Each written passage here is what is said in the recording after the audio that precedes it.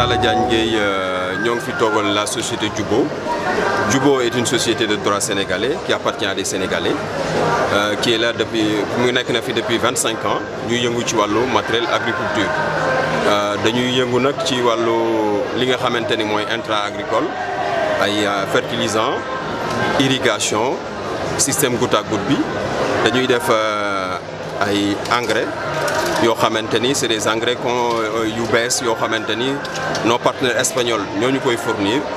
mu ngi mel ni un partenaire stratégique bi nga am boo xam ñoo yor exclusivité au niveau du Sénégal mooy ASUD une société espagnole moo ñuy fournir des engrais vraiment de dernière génération. Bon outils yi ñuy utiliser mooy par exemple xam nga booy def système goutte à goutte day am en amont benn station de filtration. Donc day permettre ñuy filtrer ndox mi avant muy dugg ci goutteur yi déjà am nañu ay stations de filtration am nañu aussi des stations de fertilisation am nañu ay tank yoo xamante ni ci la ñuy jaxasee engrais bi avant muy dugg ci système goutte à goutte bi. Et aussi pour le système goutte à goutte am nañu ay goutteurs yoo xamante c'est bon pour les cultures maraîchères am ci yoo xamante ni aussi c'est bon pour les arbres fruitiers. Et li ñuy def aussi le micronage que nous offrons est un micronage assez important parce que boo gisee micronage bi nga xam tuyaux yi par exemple épaisseur qu'on offre bokkul ak yeneen épaisseurs yi donc mën nga ko yor par exemple pour les cultures maraîchères dina dem ba 10 ans nga yor même tuyauterie bi te picc yi ak lenn du ko bënn loolu aussi qualité boobu moo tax nit ñi di ñëw ci ñun. Plus de 25 ans de présence ci terrain bi aussi on a une équipe jeune des jeunes très dynamiques et aussi nous fournissons un matériel de qualité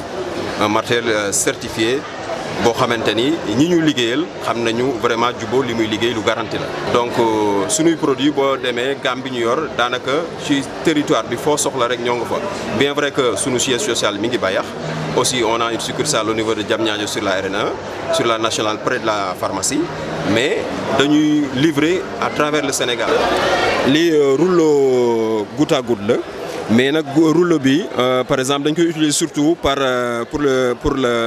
les arbres fruitiers ndaxte micronage bi dafa am doole c'est un rouleau de 400 mètres mais un micronage assez fort ça permet aussi mu yàgg daal. Bi moom mooy pour culture maraîchère bi c'est un rouleau pour assez micronage moo gën a faible moom la ñu utiliser souvent pour culture maraîchère. Bi moom c'est un filtre comme li ma waxoon sànq rek day permettre aussi ñu filtrer ndox mi ci goutteur yi avant muy dugg ci goutteur yi maanaam day génne impureté yi mooy tax sa goutteur yi du ñu fàtt. Léegi rek lii filtre la mais filtre bu xaw a mag boo xamante ni aussi ba léegi day jouer le même rôle day tax ndox mi bu génnee jaar ci filtre bi mu génnee impureté mu génnee particules solides yi nga xamante ni buñ ko bàyyee mu dugg ci goutteur yi mu fatt ko donc lii mooy tax say goutteur du ñu fatt. Pulvérisateur la pulvérisateur nag dañ ciy def produit pulvériser gàncax gi ba nga xamante ni attaques yi ciy nekk insectes yooyu mu mën ko rey te plante bi mucc. Boo bëggee def arrosage aussi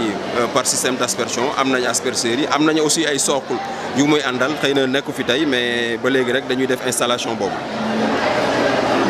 Masque la masque pour permettre ki nga xamante ni moo yor pulvérisateur bi di pulvériser c'est des produits chimiques bi ñu leen ciy def pour éviter toute contamination day sol masque bi nga xamante ni dina pulvériser te du am benn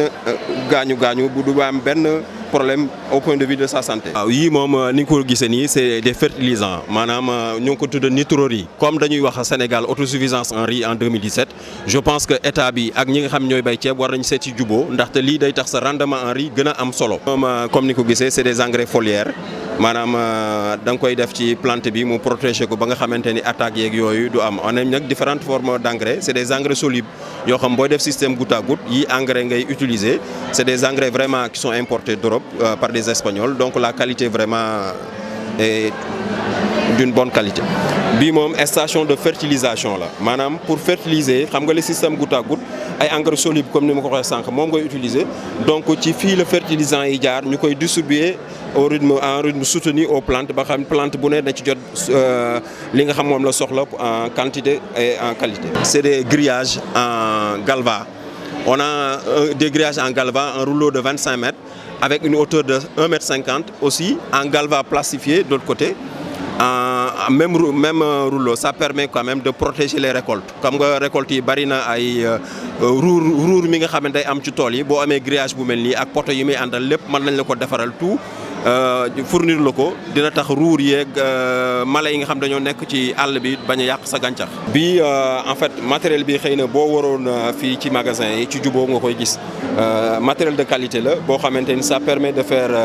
une filtration pour une station parce que day jël 150 mètres cubes heure permet de grande surface pour